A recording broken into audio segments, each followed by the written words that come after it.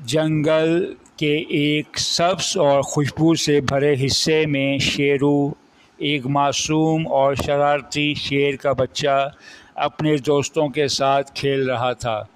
इसी दौरान एक बंदर ने लंबी दरख्त की टहनियों से बहुत सारे केले तोड़ लिए। बंदर खुशी खुशी छलांगे लगा रहा था और केले अपनी बगलों में दबाए सबको दिखा रहा था।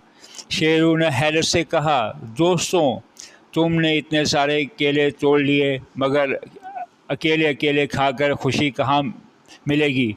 खुशी तो बांटने से मिलती है। बंदर ने मुंह बनाया और कहा, ये मेरे केले हैं, मैंने खुद मेहनत करके तोड़े हैं, ये